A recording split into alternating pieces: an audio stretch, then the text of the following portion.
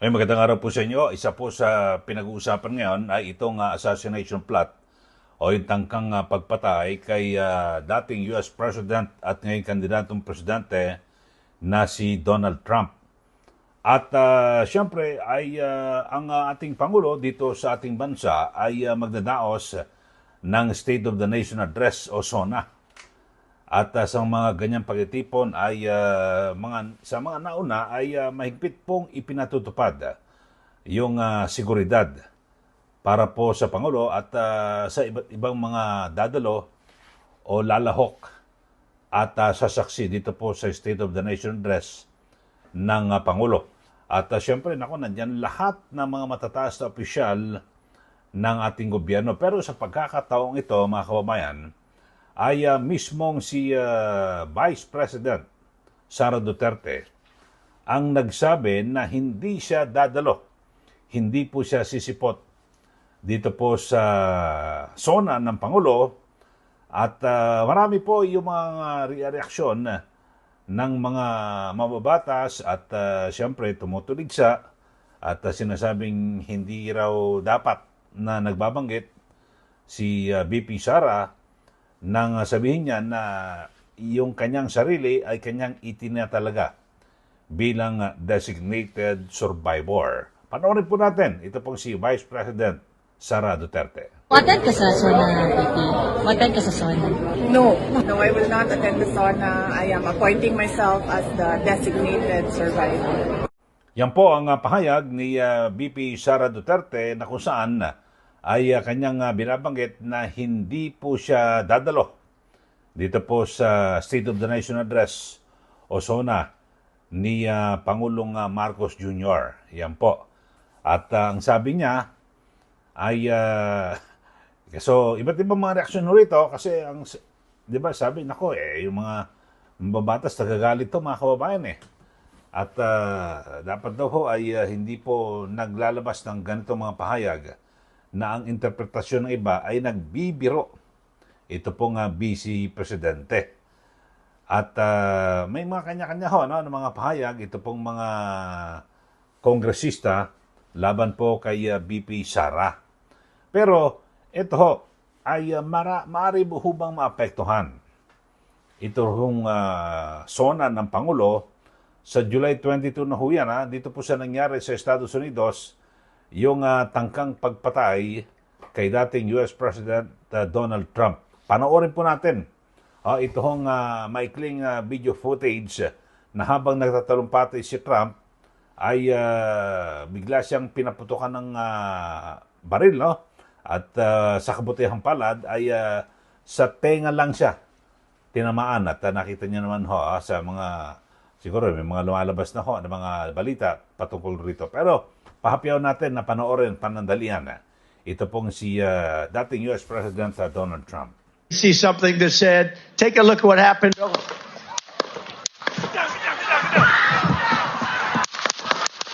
Okay, yon napanood nyo yung habang nagtatalumpati, ito pong si dating US President Donald Trump ay siya po ay pinaputukan. At base po sa pinakauling balita ay nasa maayos namang kalagayan na ang dating presidente ng Estados Unidos. Pero dito ho, balikan ho natin dito sa issue ng pagbabanggit po ni VP Sara Duterte na hindi siya dadalo dito po sa SONA ng Pangulo. At may mga reaksyon po ang mga kongresista.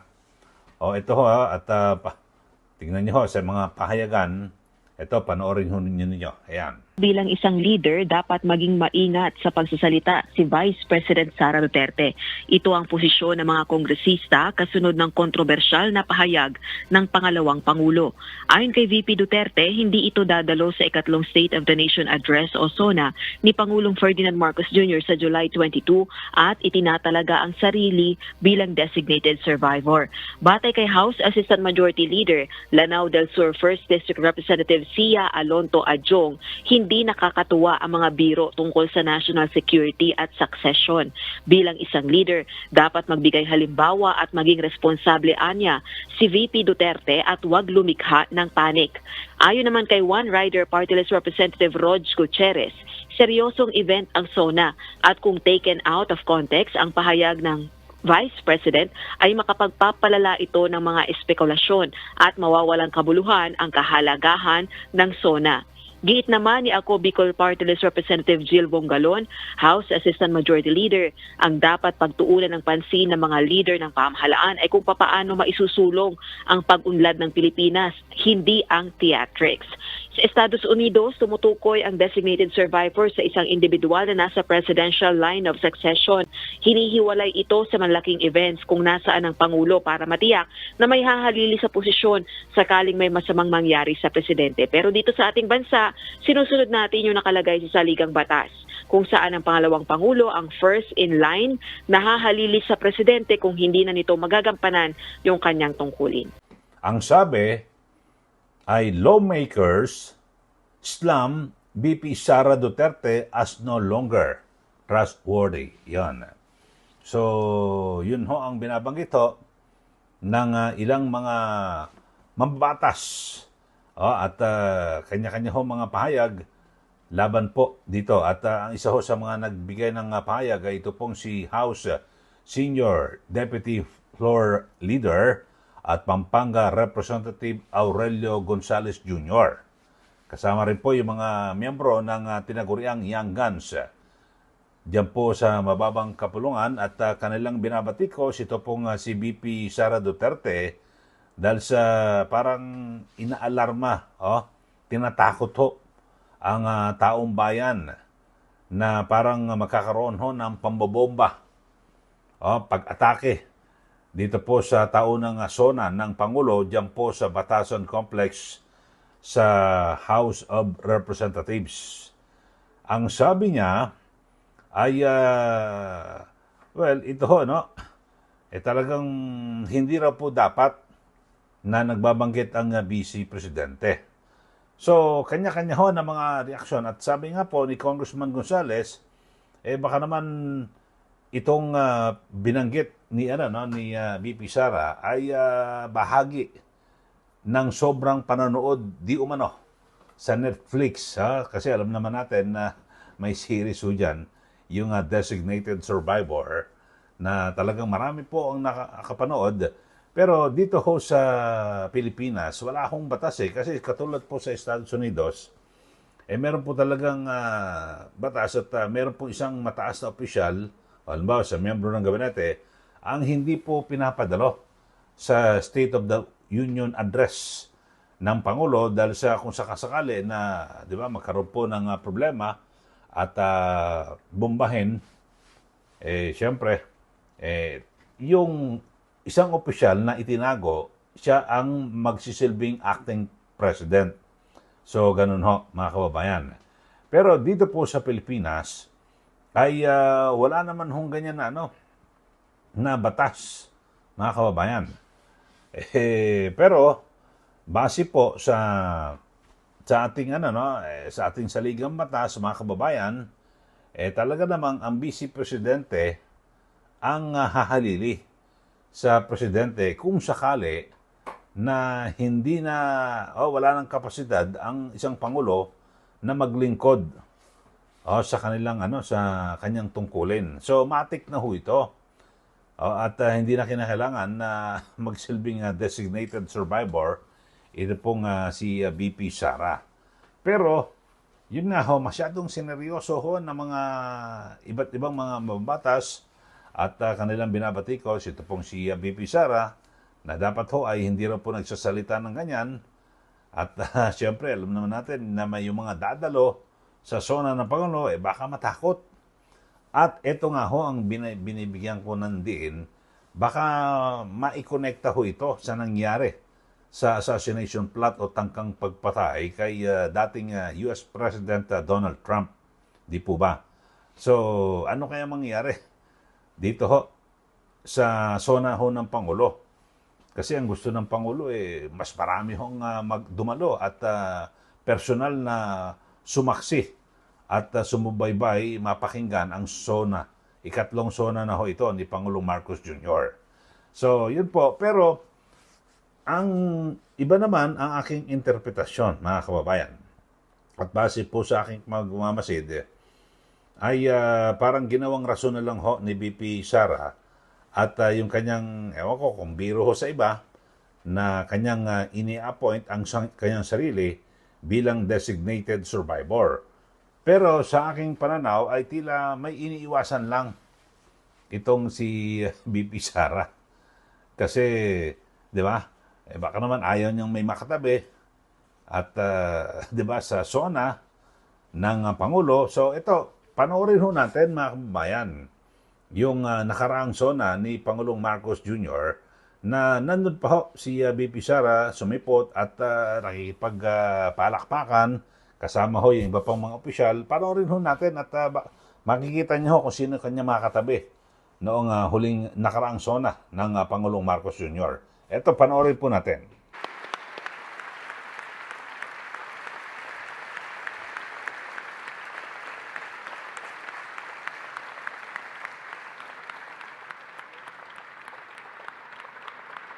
Honorable members of the Senate, House Speaker Ferdinand. O, yan po Yan po ang naging nakaraang SONA ng Pangulo noong isang taon at pumapalakpak si BP Sara. Tignan niyo naman, siguro niya naman ay kilala niyo yung mga katabi. May mga nakalitan ho siya dyan.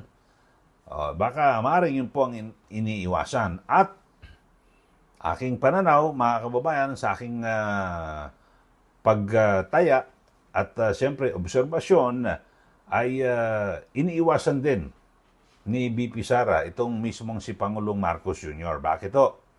Kasi nung palarong pambansa, yung opening, yung pagbubukas ho, may seremonya ho yan, siya po ang ang kalihim ng DepEd at alam naman natin yung palarong pambansa ay yan po ay pinangungunahan ng DepEd. Nandun din ho siya sa Cebu, si BP Sara. Pero alam niya, dahil sa base ho sa programa, ay magtatalumpati ho ang Pangulo. So, hindi po siya sumipot doon at sabi po ng kanyang mga tagapagsalita o mga opisyal sa DepEd, mas minabuti raw na dalawin yung estudyante na may sakit o etc. So, umiiwas po ito sa Pangulo na kung saan dapat kortesiya bilang isang miyembro ng gabinete dahil sa July 19 po siya matatapos sa kanyang paglilingkod bilang kalihim ng DepEd, dapat nandun siya. Diba? Sa palarong pambansa. Pero wala ho Hindi siya sumipot. So, sa aking obserbasyon, mga kababayan, ay tila iniiwasan ni BP Sara ito hong si Pangulong Marcos Jr. At hindi totoo na ang binabanggit niya ho nung una na wala raw po siyang sama ng loob sa Pangulo at ng kanyang bitiwan ito hong Department of Education. So, yun po.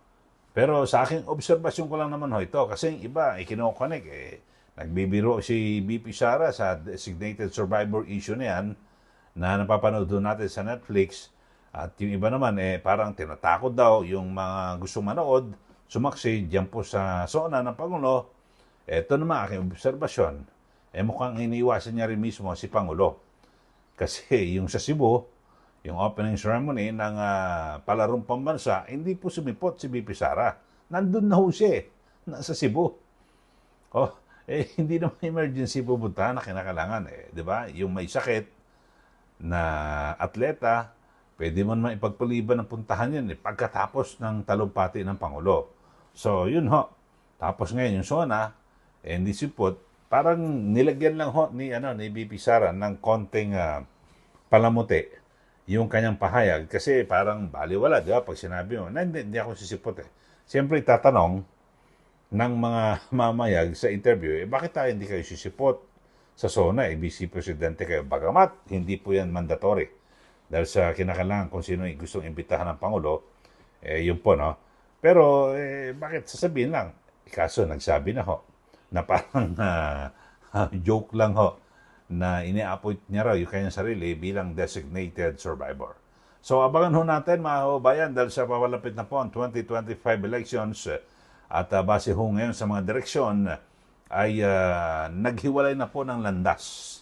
Ito pong sina BP Sara at Pangulong Marcos Jr. At siyempre, sa darating na eleksyon ay magiging dalawa na po ang grupo na mga kakandidato, particular po sa mga kandidatong senador para po sa 2025 election. So abangan mga kababayan ang mga pangyayari at kung maghihigpit ba ng triple o hindi lang doble at triple ang SONA ng Pangulo at may mga aatras ba na naunang nagkumpirma na sila po'y dadalo pero base po sa mga pangyayari na kung saan assassination plot laban kay dating US President Donald Trump at ganyan din sa naging pahayag ni BP Sara na kanyang itinatalaga ang sarili bilang designated survivor na ibig sabihin may maaaring mangyari sa SONA ng Pangulo kung siseryosohin pero ang ilan naman sabi joke lang yan, abangan natin ang susunod na kabanata. Maraming salamat po mga kababayan. Ito po si Kaeli. Magandang araw po sa ating lahat.